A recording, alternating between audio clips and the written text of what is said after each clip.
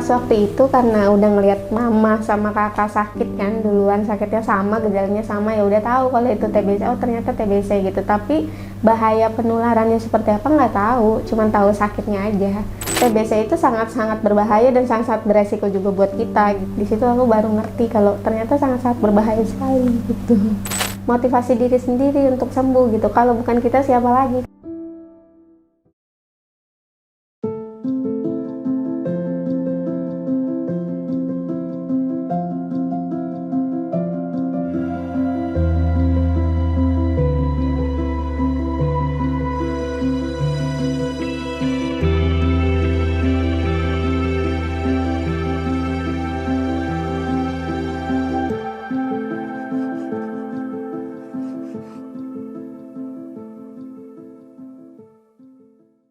Nama aku Tasya Apriliana Rahman. Aku sekarang bekerja di salah satu pendampingan TBC RO, menjadi manajer kasus. Umur aku 28 tahun, kelahiran tahun 1995. Manajer kasus itu kerjanya fokus pendampingan pasien sih. Terus juga lebih ke administrasi pasien juga. Karena aku kerja untuk pasien TBC RO. TBC RO itu pasien yang memang sudah fase lanjutan dari TBC SO sebelumnya gitu. Aku ada di organisasi pejuang tangguh yang isinya mantan pasien semua. Terus juga kita beberapa ngerekrut anggota istimewa yang isinya mereka masyarakat sadar akan TBC gitu sih Kak.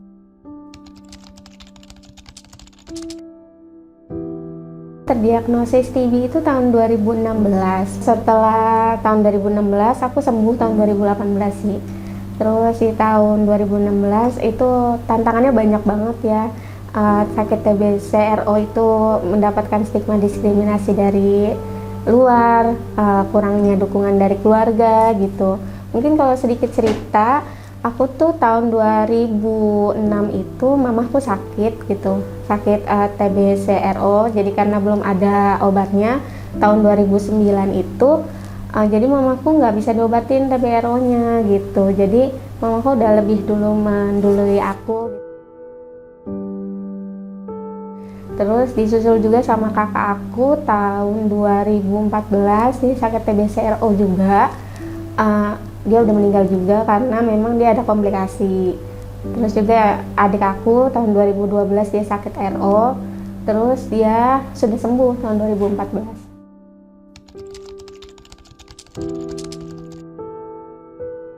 Gejalanya itu panas dingin, terus batuk nggak berhenti-berhenti sampai 2 minggu lebih.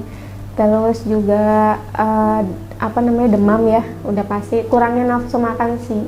Awalnya kurang nafsu makan sampai bener-bener dari pagi tuh sampai sore nggak ngerasain lapar gitu, cuma lemes saja gitu. Habis itu aku juga muntah darah pas ketika sakit RO itu, muntah darahnya banyak banget gitu. Terus habis itu ternyata memang aku terdiagnosis RO gitu. Awalnya memang aku sakitnya tipes gitu, tapi karena aku dulu tuh belum sadar gitu, maksudnya TBC itu apa gitu. Aku tuh nggak tahu TBC itu apa gitu. Jadi aku tuh nggak tahu penularannya ternyata melalui udara. Terus kurang imunitasnya aku gitu, imunitas aku jelek. Jadi memang dulu pola hidup aku yang salah kali, karena anak muda ya keseringan begadang malam gitu. Jadi ya ketika tipes terus lanjut TBC RO jadi.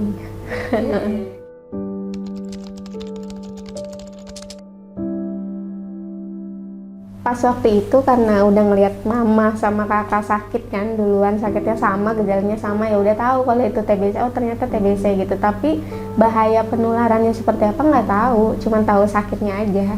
Tapi setelah aku sakit, aku jadi sadar bahwa oh ternyata TBC itu bahaya sekali gitu. Jadi lebih sering searching di Google gitu, TBC itu apa, TBC itu apa. Dan setelah aku sakit, dulu kan masih adanya di persahabatan doang, satu-satunya itu di persahabatan, minum obatnya barengan sama orang Papua, sama orang mana-mana gitu. Jadinya kita lebih banyak sharing di persahabatan karena aku sakitnya TBC-nya udah lanjutan kan. Terus jadinya lebih banyak sharing, dan aku memutuskan untuk stay 3 bulan. Selama 3 bulan itu ngekos di dekat persahabatan gitu. Saking maksudnya cukup berhenti di aku aja gitu, jangan sampai nanti bapak atau adik-adik, karena kan aku masih ada adik-adik yang kecil gitu, jangan sampai menularkan ke mereka gitu.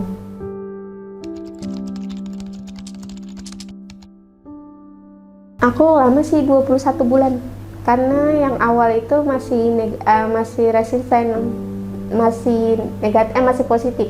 Jadi kan sebenarnya yang bagus itu di awal itu udah negatif, tapi aku bulan kedua itu masih positif karena resisten aku udah 4. Minum obatnya nggak mempan sama aku udah 4.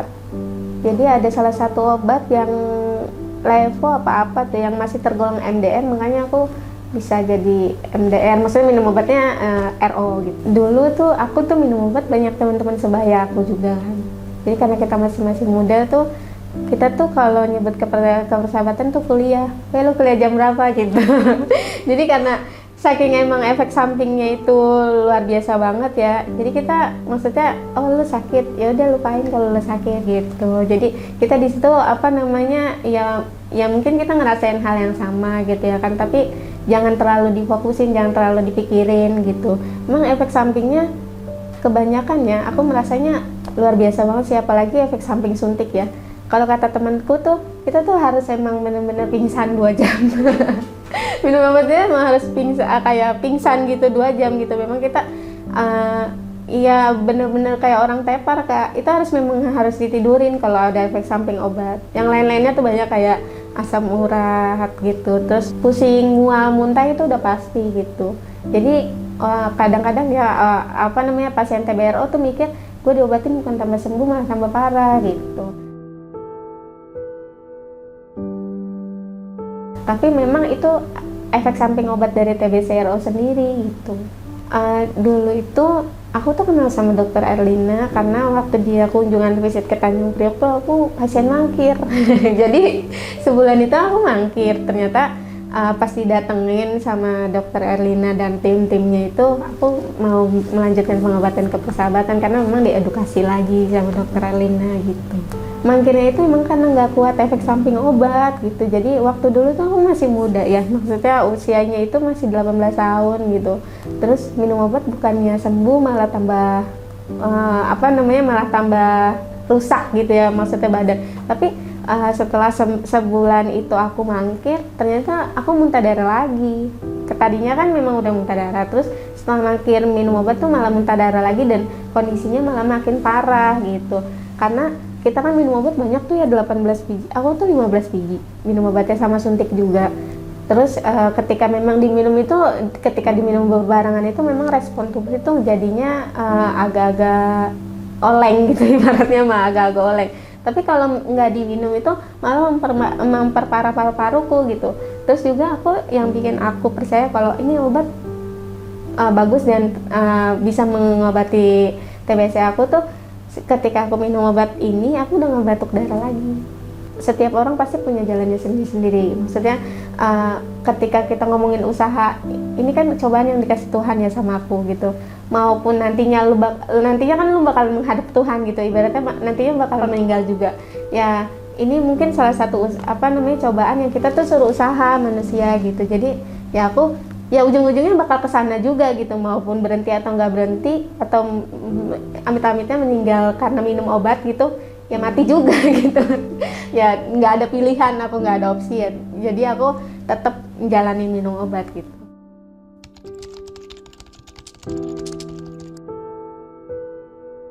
Jadi waktu dulu tuh aku sepele, tapi setelah aku sakit, kebanyakan manusia kayak gitu, sakit dulu baru ngerasain gitu. Tapi semenjak aku sakit, TBC itu sangat-sangat berbahaya dan sangat-sangat beresiko juga buat kita. Di situ aku baru ngerti kalau ternyata sangat-sangat berbahaya sekali gitu.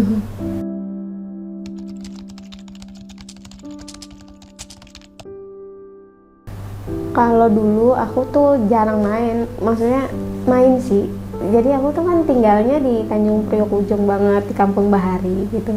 Jadi mereka tuh manusia-manusia kebal sih menurutku. Jadi yang namanya penyakit tuh kayaknya mereka tuh kayak biasa aja gitu ya kan.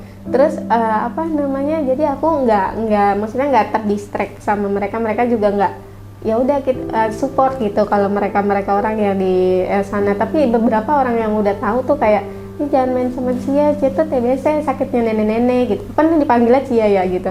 Apa namanya, jangan deket-deket, dia apa namanya, dia tuh TBC gitu. Tapi aku nggak peduli sih, kayak maksudnya kayak apa ya, aku merasa aku harus sembuh gitu. Jadi aku nggak pernah berpikir negatif tentang orang-orang gitu, karena aku tuh sebenarnya kurang dukungan dari keluarga gitu, kurang dukungan dari keluarga karena apa namanya, kakakku sama adik aku itu, aku kan 5 bersaudara. Jadi yang kedua itu udah meninggal.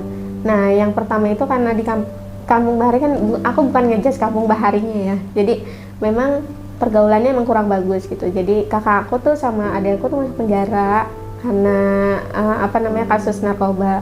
Jadi emang nggak ada teman buat sharing gitu. Yang satunya pesantren beneran, makanya bapak bilang ini tiga-tiganya anaknya pesantren semua gitu ya. Satunya pesantrennya beneran gitu. Jadi memang cuma nama bapak doang di rumah gitu. Aku juga punya ibu sambung. Waktu dulu itu dia belum sadar kayak sekarang. Kalau sekarang udah sadar. Jadi waktu dulu tuh apa namanya, aku makan gitu piringnya direbus sama dia, alih-alih supaya takut kena TBC kan. Tapi aku maksudnya mengerti gitu. Aku sih pesannya gini ya, maksudnya kalau teman-teman di luar sana di distrik sama yang lain gitu, ya semangat buat diri sendiri aja untuk sembuh gitu. Jadinya siapa lagi yang menyemangati kita, kalau bukan kita sendiri gitu. Itu bener-bener aku maksudnya bangkit sendiri, berusaha untuk maju sendiri gitu. Nggak mau dengerin omongan orang lain, karena itu salah satu yang buat aku jadi stres sih nantinya. Karena pikiran, jujur aja, efek samping ini kan ada halusinasi yang berlebih ya. Jadi waktu itu aku merasa aku tuh ada dua di sebelah aku gitu, ada 2 orang yang ada di sebelah aku gitu. Itu tuh kayak, emang kebanyakan kayak gitu. Itu tuh kayak apa namanya, dia tuh menghantui aku. Jadi kayak aura negatif gitu, bahkan lebih sering kepikiran untuk bunuh diri.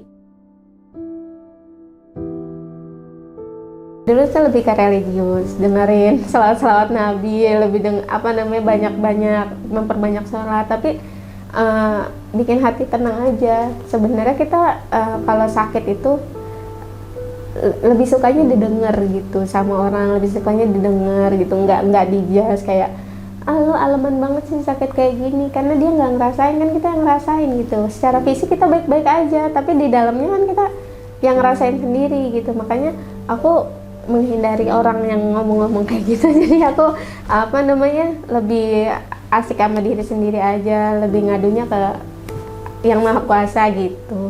Jadi aku tuh sampai sekarang pun masih ada apa namanya, aura negatif itu, cuman sekarang lebih mengurangi gitu.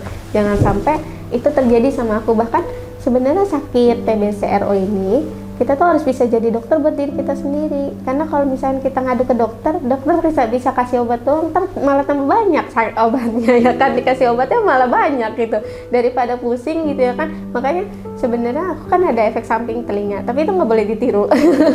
Karena aku tuh nggak pernah konsul ke dokter yang maksudnya ada efek samping apa gitu. Aku nggak pernah konsul ke dokter. Aku percaya kayak, gue harus bisa jadi dokter buat diri gue sendiri nih, menyembuhkannya diri sendiri gitu. Jadinya apa yang misalkan nggak harus aku lakuin, ya nggak harus aku lakuin gitu. Tapi kalau untuk mencoba sesuatu yang memang ini kayaknya ini bagus nih buat aku akan coba gitu. Jadi kalau aku waktu dulu sakit itu nggak jarang konsul ke dokter gitu, kecuali memang aku udah ngerasain yang sakit banget di badan baru aku konsul. Tapi kalau untuk kayak, dok kok saya ngerasa lemas gitu, atau dok kok ini mual muntahnya gini, itu masih bisa aku tanganin sendiri sih. Efek samping telinga itu ngengangan, maksudnya kayak berdengung itu tuh ada dari efek samping suntik sih. Tapi kalau sekarang kan nggak ada suntik, hanya minum oral aja. Tapi kayaknya nggak ada efek samping ke apa namanya, gendang telinga. Kalau sekarang tuh lebih banyak ngeluhnya hitam kulitnya.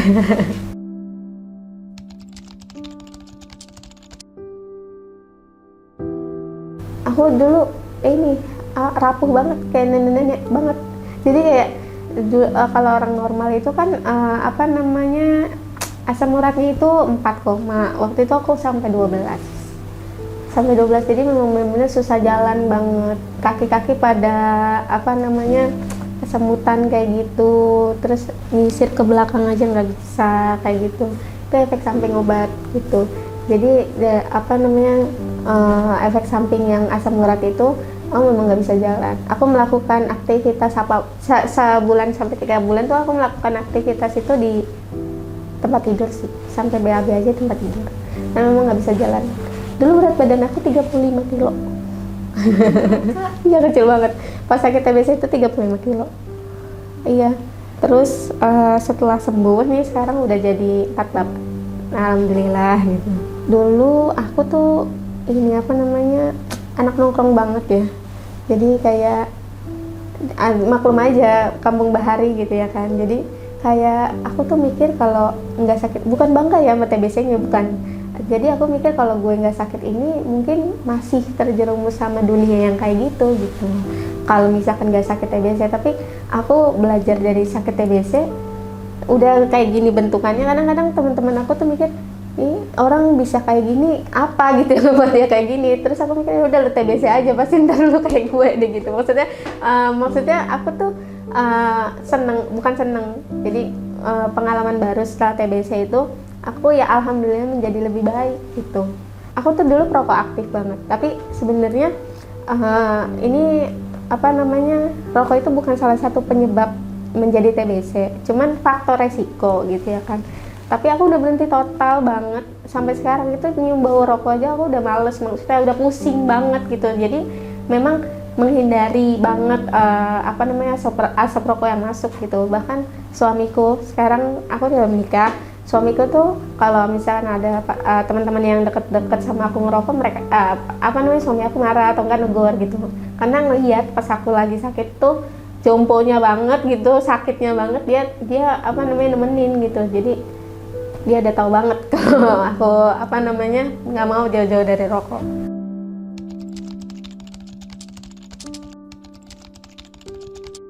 Aku nggak ngerasain stigma diskriminasi dari teman-teman, cuman sekarang tuh aku kan tergabung juga di paralegal komunitas juga dari Pop TV. Aku nanganin kasus beberapa dampingan aku yang memang keluhannya itu banyak banget. Jadi setelah sakit TBRO ini dia pisah rumah, istrinya nggak mau tinggal bareng sama suaminya gitu. Terus suaminya itu dikasih kontrakan kecil banget, sepeta kayak gudang gitu.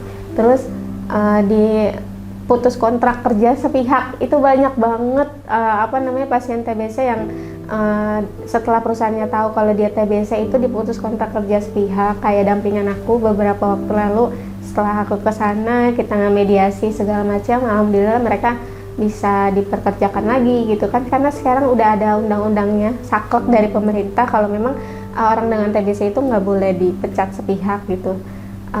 Ya seharusnya perusahaan merunut itu sih kalau bisa.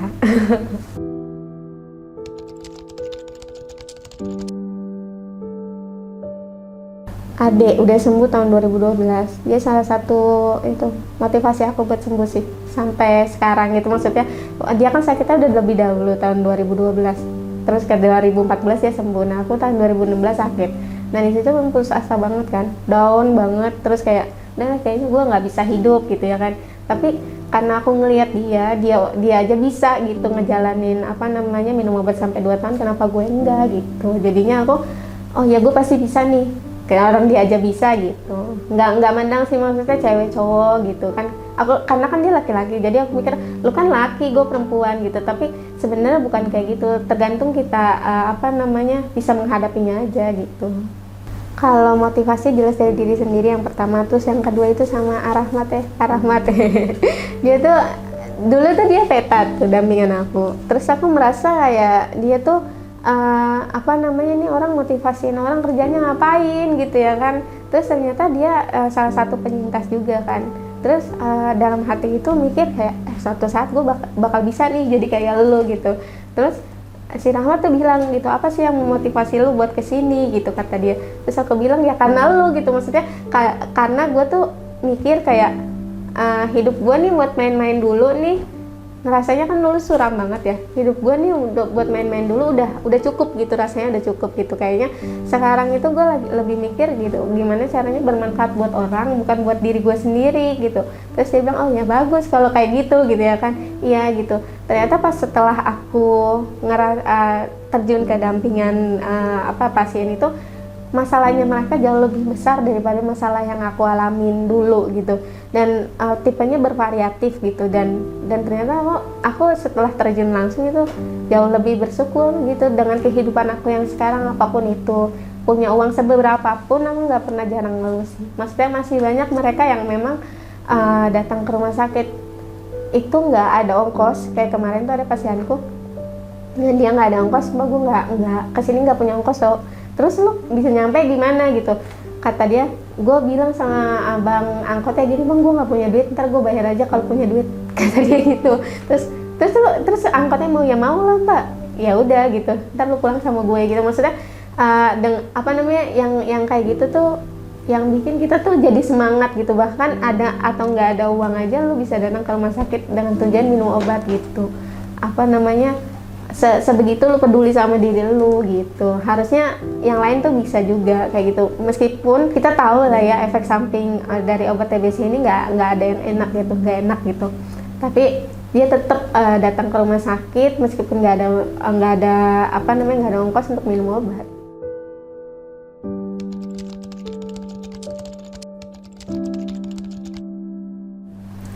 Kalau dukungan keluarga itu udah pasti nomor satu ya, karena beberapa ada pasien yang memang nggak mau minum obat karena memang kurangnya dukungan dari keluarga. Sebenarnya teman-teman TB itu lebih senangnya didengar gitu, lebih senang kayak didengar, ditanya apa sih keluhannya gitu. Terus juga motivasi diri sendiri juga ketika kita nggak dapat dukungan dari keluarga gitu, karena kita nggak bisa nge-distract orang, lu harus dukung gue dong gitu. Kalau kitanya sendiri nggak gerak gitu. Kayak aku memang kurang dukungan dari keluarga, tapi motivasi diri sendiri untuk sembuh gitu. Kalau bukan kita siapa lagi, karena nggak semua orang tuh terpaku sama kita gitu. Jadi ya kalau bisa semangat diri sendiri dulu, dukungan keluarga juga penting gitu. Jadi keluarga-keluarga yang mungkin di luar sana ada keluarganya yang sakit TB, ya didengerin, maksudnya ditanyain gitu, lebih ke situ mungkin ya. Banyak dampingan yang memang kita itu juga takut tertular ya, karena faktor resiko juga, tapi kita rangkul orangnya, kumannya itu yang dijauhi, bukan orangnya yang dijauhi gitu. Jadi kalau misalkan ada pasien dengan TB itu ya harusnya kita rangkul, bukan kita jauhi gitu.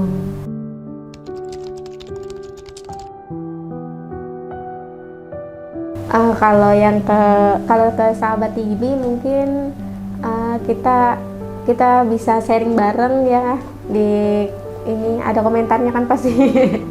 Ya bukan promosi juga, maksudnya TBC itu sebenarnya yang harus dihindari itu bukan orangnya, tapi kumannya. Jadi kalau misalkan kita egois sama diri kita sendiri, siapa lagi yang mau merangkul mereka kalau bukan kita?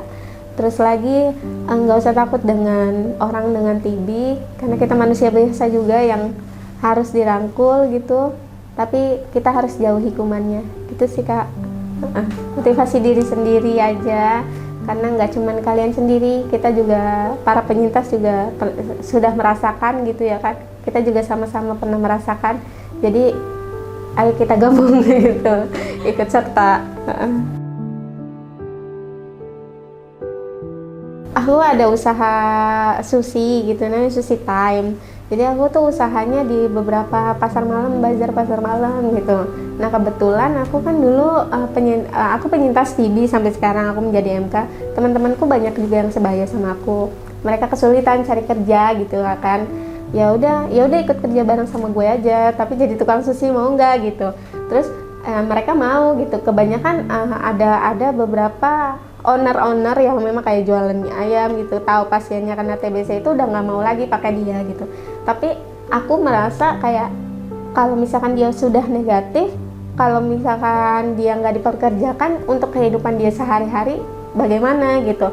Aku merasa kayak yang perlu kita jauhi kan kumannya, bukan orangnya. Jadi selama itu prokesnya masih pakai masker, setiap hari jaga jaga imunitasnya atau jaga kebersihannya, menurut aku nggak ada masalah sih. Aku juga mempekerjakan salah satu pasien aku juga, bukan mempekerjakan sih, lebih ikut kegabung ke usaha aku gitu. Setelah dia kerja bareng sama kita dan lebih sering dengerin teman-teman juga, kan di sini ada 2 mantan pasien aku, mantan dampingan aku yang sekarang kerja sama aku. Jadi dia lebih lebih mikir bahwa oh ternyata juga lu dulu pernah ngerasain, bukan gue doang gitu. Jadi lebih banyak sharingnya di situ sih Kak. Itu rencana kalau ya syukur-syukur ada modal lagi. Kalau kedepannya aku mau mempekerjakan mereka-mereka yang memang nggak bisa sama sekali diputus kontrak lah sama perusahaan atau nggak punya pekerjaan sama sekali, boleh sama aku.